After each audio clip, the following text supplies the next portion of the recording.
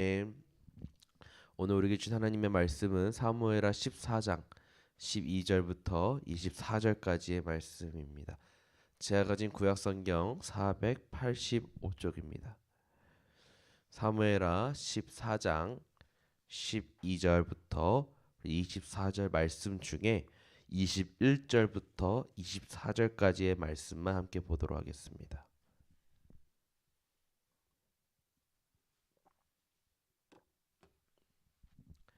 사무엘하 14장 우리 21절부터 24절까지의 말씀을 우리 교독하도록 하겠습니다. 왕이 요압에게 이르되 내가 이 일을 허락하였으니 가서 청년 압살롬을 데려오라 하니라.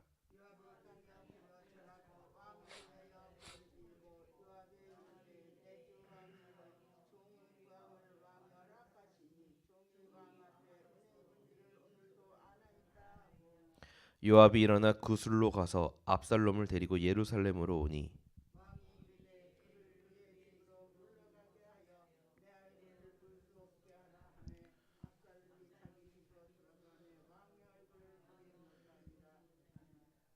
아멘. 할렐루야. 오늘도 이 새벽에 깨어서 나오신 우리 성도님들 주님의 이름으로 사랑하고 축복하고 환영합니다. 저는 이 지난 목요일 날 했던 말씀을 이제 이어서 함께 또 말씀을 나눠보려고 합니다. 지난 말씀 없이 우리가 다 뭐 나오신 분들은 기억이 나시겠지만은 이제 사무엘 14장 이제 전반부의 말씀을 제가 전했었습니다. 그때 그 내용이 어떤 내용이었냐? 이제 압살롬이 자신의 이익을 위해서 계략을 짜죠. 그래서 어떻게 하냐 해서 그 드고아의 여인을 불러와 가지고 다윗에게 이렇게 청하는 그런 모습을 보입니다. 그리고 다윗은 자신의 감정이 먼저 앞서서 하나님의 이름을 맹세하는 그런 급한 모습을 보였기도 했습니다. 이 모두 압살롬과 이 다윗 이 두 명 모두 우리가 하나님 앞에서 기도하지 않은 그런 일이었고, 우리가 기도하지 않고 인간의 짧은 지혜와 생각으로 하는 일은 마치 운동선수가 스테로이드 약물을 맞는 것처럼 효과가 빨리 나타나고 우리가 그런 피드백이나 그런 반응들이 바로바로 확인할 수는 있지만 후에는 뭐가 일어난다? 부작용이 일어난다라고 제가 저번 시간에 말씀을 드렸습니다. 그래서 우리가 작은 일이든지 큰 일이든지 우리가 무엇을 하고 결정해야 된다? 기도 맞습니다. 기도해야 한다라는 것을 우리가 지난 시간에 함께 나눴었는데요.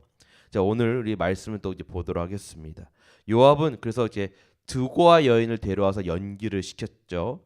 그리고 다윗은 진심을 다해 그 여인을 위해 판결을 내려줬습니다. 그런데 그 판결이 자신의 감정이 앞선 하나님 앞에 기도하지 않는 그런 판결을 내줬는데, 오늘 우리가 읽진 않았지만 12절부터 17절의 말씀을 보면은 만족스러운 대답을 얻게 된 이 여인이 자신이 지금까지 했던 그 이야기에 숨겨진 담겨 있는 그 의도를 조금씩 드러내기 시작을 합니다. 아, 그 여인이 이야기했던 게 뭐였습니까? 두 아들이 있었는데 두 아들 중에 한 아들이 다른 아들을 죽였는데 남아 있는 그 아들을 다른 가족들이 그 아들을 죽이겠다. 그리고 가족의 그런 재산도 받지 못하게 하겠다. 그래서 이 여인이 엄마로서의 그런 것들을 이렇게 다윗에게 청하니까 다윗이 그런 감정에 앞서 가지고 내가 그 아들을 지켜주겠다, 살려주겠다, 보호하겠다, 하나님의 이름으로 맹세하겠다, 그 약속을 한 거 아니겠습니까?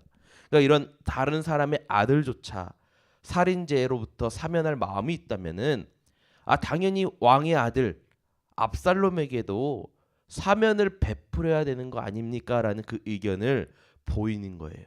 특히 14절을 보면 이렇게 나와 있습니다.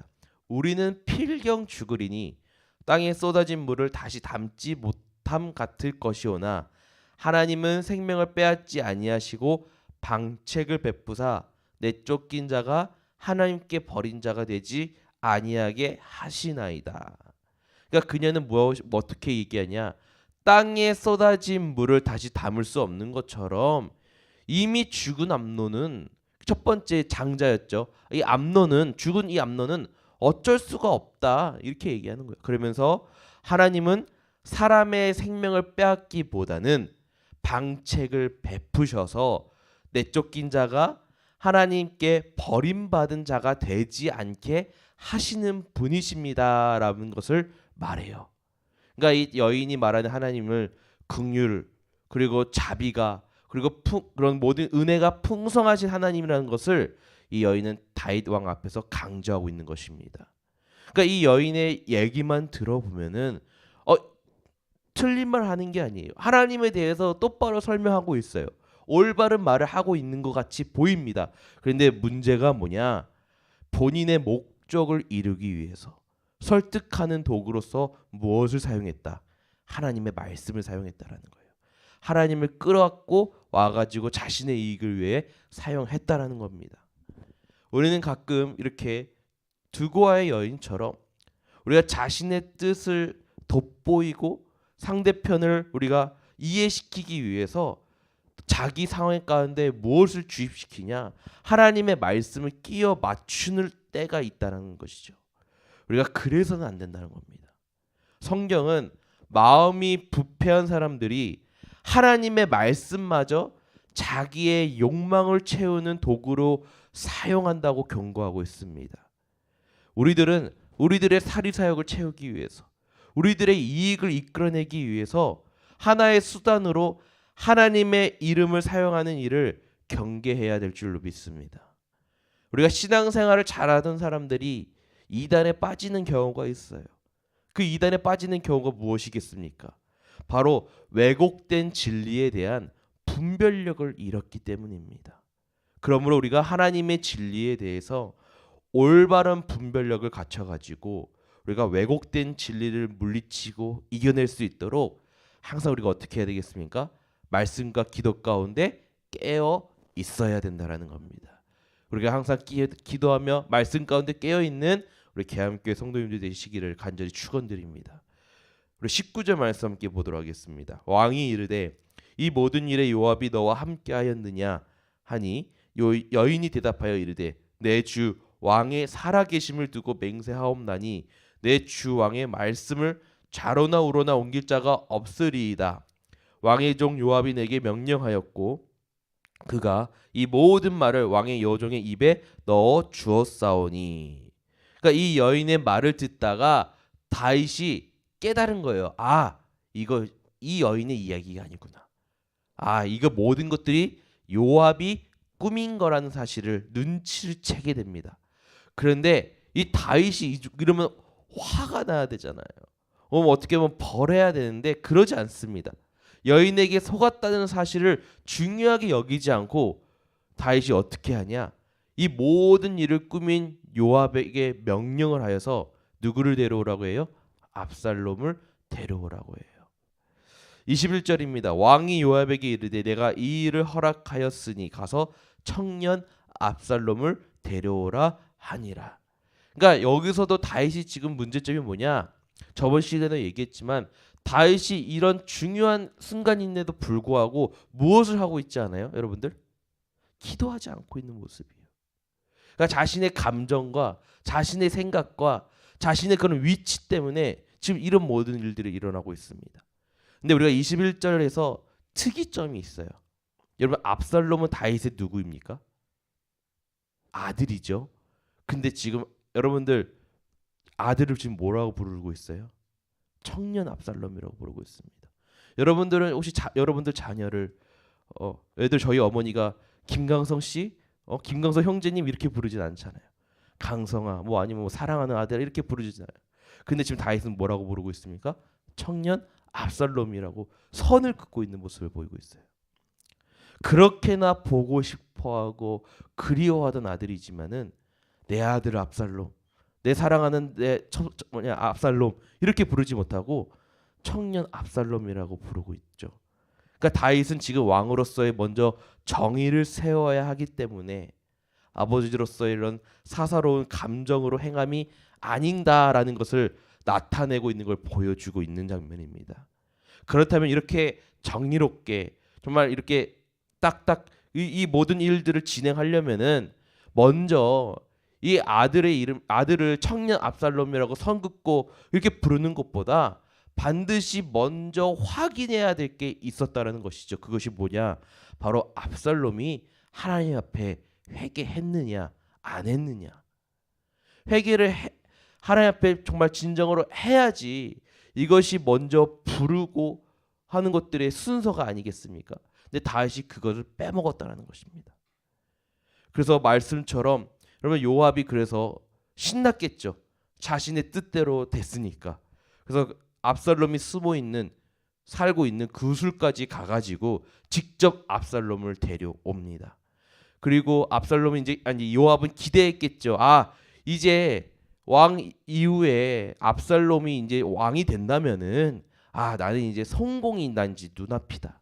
나는 이제 이 나라의 권력자가 되는 거는 나 이제 코앞이다. 근데 이런 기대감을 가지고 이제 이 압살롬을 데려왔을 것입니다.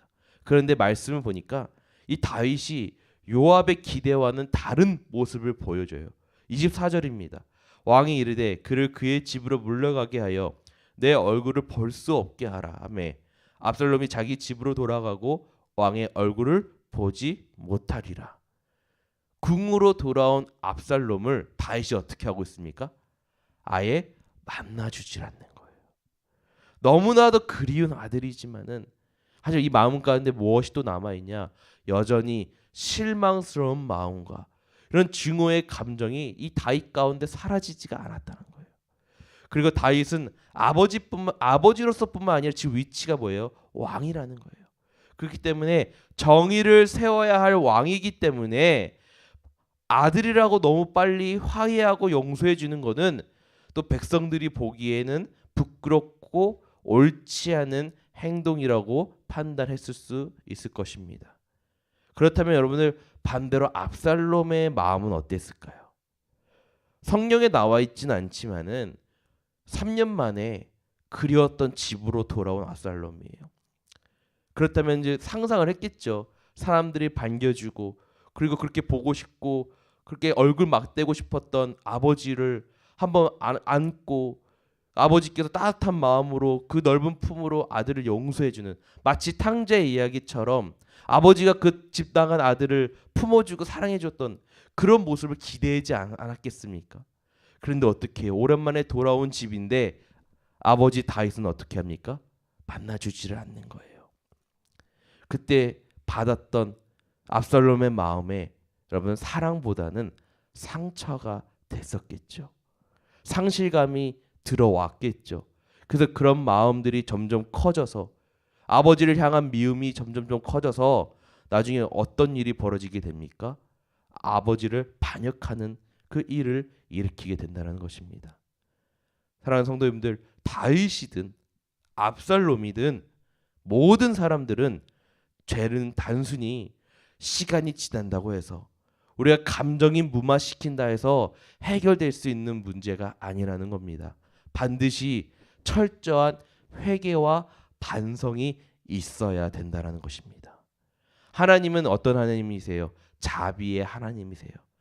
그래서 회개하고 돌아온 자들을 몇 번이든 수용하고 품어주시고 용서해 주시는 자비와 은혜의 하나님이십니다. 그럼에도 불구하고 그리고 하나님은 결코 죄를 방관하지 아니하시는 분이시라는 거예요. 죄의 값은 반드시 물으시는 분이 바로 하나님이십니다. 공의의 하나님이라는 것을 여러분들이 잊지 마시길 바랍니다. 여러분들 사무엘상 14장에 이런 압살롬과 이렇게 요압이 이렇게 나오는 이런 장면을 보면서 여러분 떠오르는 사람 한 명이 있을 거예요. 떠오르는 말씀 구절 장면이 있을 겁니다. 바로 이 오늘 24장 말씀 보면서 나단 선지자의 모습을 떠오르게 합니다. 여러분 나단 선지자가 어떻겠습니까? 밧세바 사건 때 나단은 다윗에게 비유를 들어가지고 이 다윗이 스스로 잘못을 깨닫도록 유도했습니다. 요압도 그 사실을 알고 그와 비슷하게 드고아의 여인, 연기를 잘하는 그 여인을 고용해가지고 자신의 이야기인 것 마냥 다윗이 압살롬을 돌아오게 하는 결정을 이끌어내려고 했습니다. 근데 그러나 이번에는 어떻게 해요? 중간에 이 다윗은 계략을 눈치를 채버립니다. 여기서 우리는 이 요압과 나단 선지자가 가진 근본적인 차이에 우리가 주목해 볼 필요가 있다라는 거예요. 바로 나단이 다윗에게 전한 이야기는 전적으로 하나님의 말씀을 대언하는 예언자의 역할에 충실했던 것입니다. 그래서 나단 선지자의 개인적인 사견이 들어가 있지가 않아요. 오직 하나님의 말씀만 전했던 겁니다. 하지만 요압이 보낸 드고아의 여인의 말은요, 우리가 듣기에도 말씀을 보면은 합당해 보이고 틀린 말 같아 보이지 않아요. 지혜가 있어 보입니다. 그러나 그 말 뒤에는 누가 있었다는 겁니까? 하나님이 있었던 게 아니고 요압이 있었던 것이죠. 사람의 생각과 지혜와 꾀로 이 이야기를 만들었던 겁니다. 그렇기 때문에 다윗을 진심 어린 변화를 이끌어낼 수가 없었다는 겁니다. 바로 하나님의 말씀을 가장한 자의적인 해석이었기 때문이라는 거예요. 여기서 우리가 깨달은 교훈이 있다라는 겁니다. 우리가 생각하고 말을 할 때 우리가 주의해야 되고 조심해야 된다라는 거예요. 특히 우리가 교회 안에서 성도님들끼리 서로 대화하고 우리가 서로 나눌 때 우리가 과연 어떠한 말을 가지고 해야 될지 여러분들 우리가 한 번쯤은 돌아보셔야 된다는 겁니다. 특히 교회를 이끌어 나가는 교육자로서 특히 저는 이 말씀에 굉장히 많은 생각과 깨달음을 가지게 되었어요. 제가 성도님들과 짧게 대화를 한다거나 아니면 상담을 할 때마다 또 이렇게 제가 이 단에 올라와 가지고 하나님의 말씀을 전할 때마다 제가 빼놓지 않고 하는 기도가 있습니다. 그 기도가 무엇일까요? 바로 내 뜻과 내 생각을 전하는 것이 아니라 온전히 하나님의 말씀을 전하게 하여 주시옵소서. 자, 이 기도는 끊지 않고 하고 있습니다. 여러분들, 저와 여러분 모두가 하나님의 말씀을 왜곡시키지 말고 우리가 있는 그대로 그 하나님의 말씀을 받아들이고 그 말씀을 아멘이라고 믿음으로 고백할 수 있는 저와 여러분들 되기를 간절히 축원드립니다. 사랑하는 계암교회 성도님들, 오늘 말씀을 마무리하려고 해요.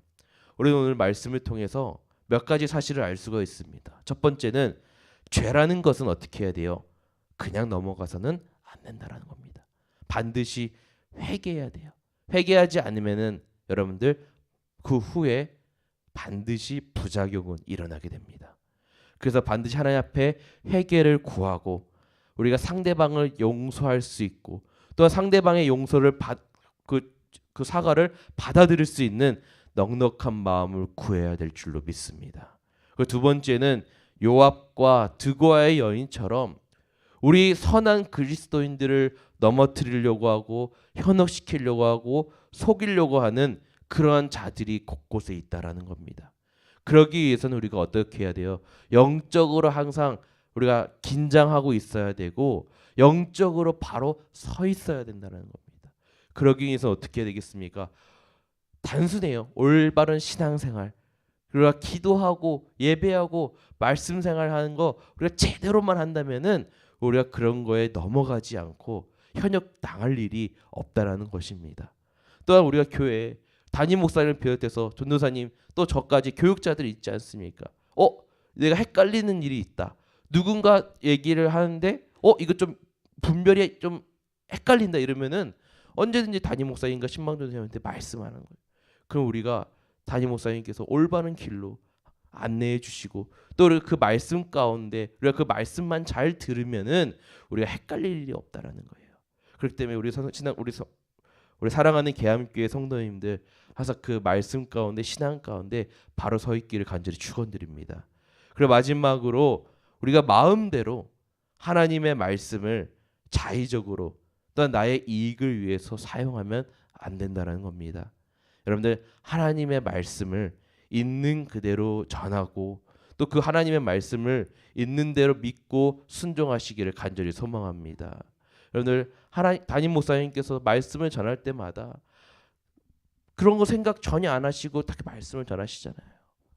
또한 주일 내에 목사님이 하고 싶은 말씀 본문을 정해서 하는 게 아니라 딱 그 성경의 그 순서대로 하시는데 그 말씀을 전할 때마다 여러분들 은혜가 되지 않습니까? 이것처럼 우리의 생각과 우리의 뜻이 아무리 높아 보이고 좋아 보일지라도 결국은 하나님 앞에서 하나님 말씀 앞에서는 우리의 인간의 지혜와 생각은 아무것도 아니라는 것입니다. 그렇기 때문에 성도님들 우리가 꼭 붙잡아야 될 거 무엇이겠습니까? 하나님의 말씀입니다.